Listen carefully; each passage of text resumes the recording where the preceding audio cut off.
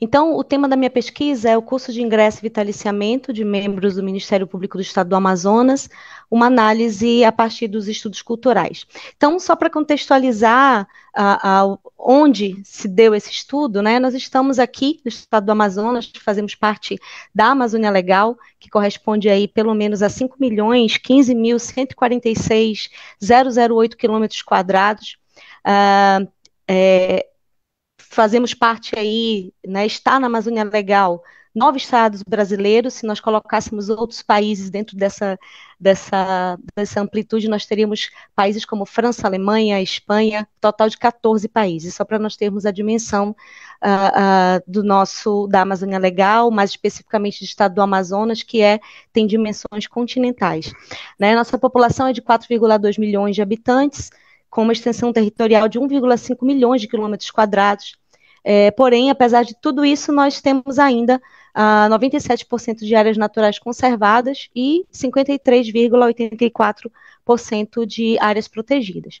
Também, dentro desse contexto, é importante a gente entender um pouco, né, sobre a questão da pobreza e do saneamento básico aqui na Bacia Amazônica. Então, pelo quadro, a gente identifica que há uma proporção de pessoas com rendimento abaixo de $1,90, aqui no estado do Amazonas especificamente, de 11,3%.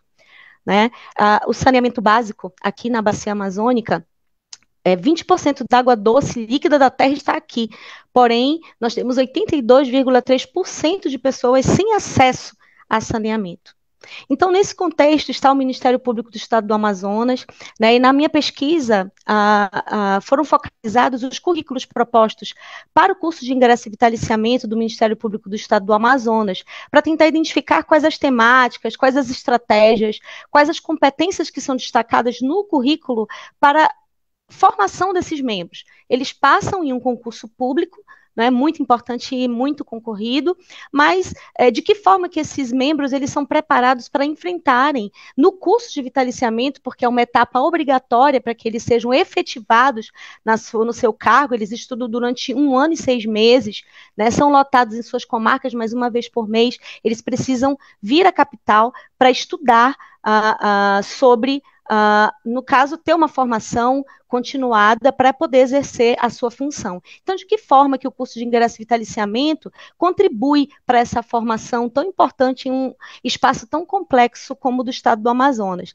Então, foram analisados, além do currículo, da carga curricular dos membros do curso de vitaliciamento, mais 3 documentos, né, do Conselho Nacional do Ministério Público, que é um órgão que regulamenta as ações do Ministério Público. Então, desde a Constituição de 88, o Ministério Público passou a ter novas funções, né? Ele passou a ser uma instituição permanente, essencial à função jurisdicional do Estado. Ao Ministério Público cabe a defesa da ordem jurídica, do regime democrático, dos interesses individuais indisponíveis, isso está lá no artigo 127. E aí, o Ministério Público, dentro desse aspecto, se coloca dentro de um cenário nacional como o defensor dos interesses estratégicos da sociedade brasileira, na exata correlação entre os objetivos gerais da República e o cumprimento da missão institucional. Então, o Ministério Público está dentro desse contexto, né? Está localizado dentro do maior estado em extensão territorial. É importante que esses membros eles tenham noção, né, das questões sociais que são enfrentadas aqui no nosso estado, para que eles tenham uma melhor atuação.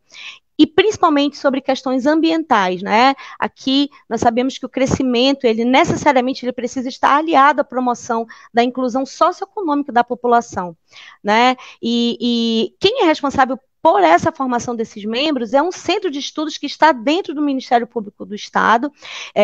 Quando eles, como eu disse antes, eles passam no concurso público, são lotados no interior do Estado, mas precisam, uma vez por mês, virem à capital para estudarem os módulos, né, de formação de preparação. Então, a minha pesquisa girou em torno de como se investe nessa produção de identidade de um promotor de justiça. Quais são as estratégias que são adotadas para esse investimento? Então, eu pensei em eixos de análise pensei em 3 eixos de análise. O primeiro deles é a afirmação dos princípios norteadores. A partir dele, categorizei em 3, que seriam questões sociais, sujeito desejável e função social do MP. Uma outra estratégia seria a regulação desse membro do MP através do planejamento estratégico, de questões institucionais e sobre Ministério Público resolutivo, e os traçados de formação, que está relacionado a boas práticas, estratégias de aprendizagem e questões regionais.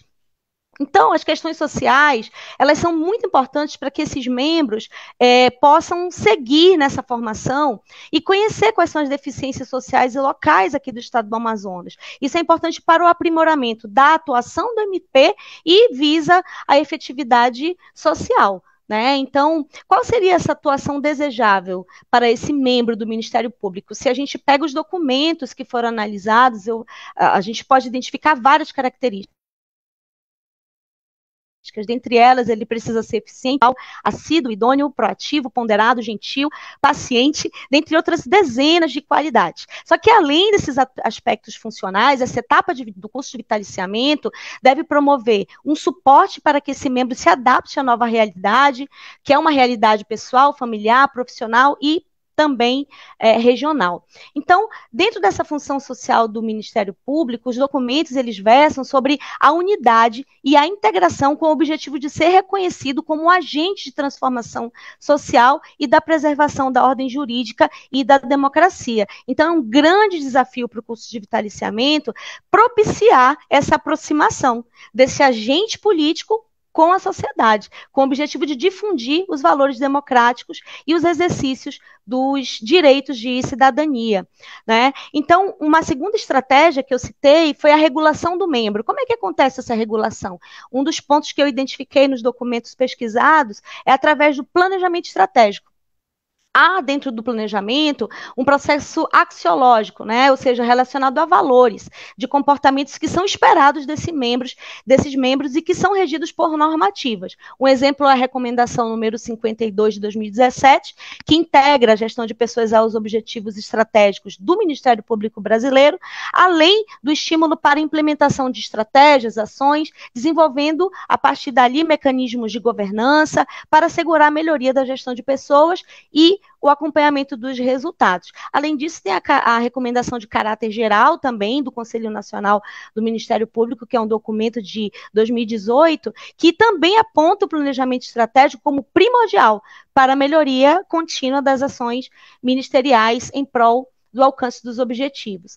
Outro ponto que é muito focado em todos os documentos que regulam o curso de ingresso e vitaliciamento, são questões institucionais, né, e se coloca bastante que para o cumprimento dessa missão é importante que a qualificação desse membro precisa ser uma qualificação técnica, ético-política e é importante também o estímulo à capacidade crítico-reflexiva, ou seja, vai para além dos livros, vai para além das leis. Para que ele seja um bom promotor de justiça, ele precisa desenvolver todas essas capacidades, né? Principalmente porque hoje se fala muito sobre o Ministério Público Resolutivo, que busca o alinhamento com a mudança social, redesenha estratégias para o cumprimento do papel constitucional, sai de um MP demandista, um Ministério Público demandista, burocrático, para um Ministério Público mais resolutivo, e proativo. Nesse contexto, a formação no estágio probatório, que é essa fase do curso de vitaliciamento, tem um papel importante na formação desse perfil que se coloca como transformador. E quem são essas pessoas que estão aqui no Ministério Público atuando como promotores de justiça? Foi feita uma pesquisa nos últimos 5 anos, ou seja, passaram ali 4 turmas, né, e tivemos o seguinte quadro: de 27 promotores, somente 6 são da região norte, 3 do Amazonas e mais 3 de Roraima, né? 12 da região Nordeste, 7 da região Sudeste e 2 da região Sul, ou seja, da região Norte nós temos apenas 22%, né? Se eu fizer um recorte somente para pessoas que são nascidas no Amazonas, a gente diminui esse percentual aí em mais ou menos 10%, ou seja, é muito importante que essa formação amplie a visão dessas pessoas que vêm para atuar, para garantir políticas públicas aqui para o estado do Amazonas. E aí, como é que se daria essa questão? Dentro do curso de vitaliciamento, um ponto que é fundamental e importante, que também está na maioria dos documentos que eu citei, é o compartilhar de boas práticas, né? Essas boas práticas, elas devem fazer parte do curso de ingresso e vitaliciamento, mesmo porque a produção de identidades, ela acontece na relação com os outros. Ela não é permanente, ela não é fixa, portanto, ela está sempre em construção. E aí, compreender com clareza esses processos de produção de identidade, como plurais, é complexo, mas é necessário, né? Porque essa construção de modos de ser do sujeito ocorrem em uma gama de experiências que se dão nas relações sociais, nas vivências, na apropriação pelo sujeito dos saberes, dos conhecimentos historicamente acumulados. Então, é importante que as estratégias de aprendizagem sejam garantidas por metodologias que facilitem o aprendizado, e principalmente através de trocas de informações, pesquisas, visitas, estudos de caso, conferências, debates, problematizações, ou seja, um ambiente menos formal e mais cooperativo para que a aprendizagem aconteça. E as questões regionais, que também, como eu disse, são fundamentais. Os documentos norteadores, eles frisam que esses membros do Ministério Público tenham acesso a informações sobre a realidade do local por onde eles estão sendo alocados, até para eles entenderem quais são as demandas dessa comunidade, né? Então, analisando as emendas do curso de vitaliciamento dos últimos 5 anos, percebe-se que há necessidade de inserção de módulos e de disciplinas com conteúdos específicos voltados para a realidade do interior do Estado.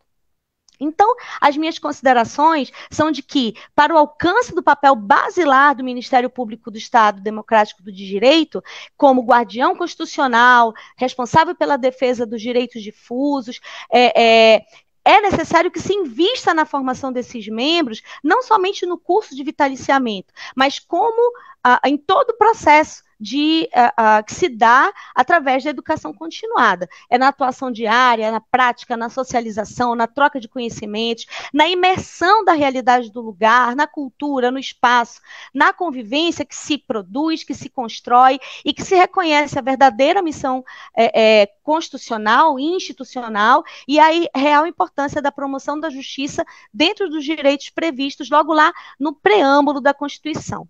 Então é isso. Muito obrigada. Uma boa tarde a todos.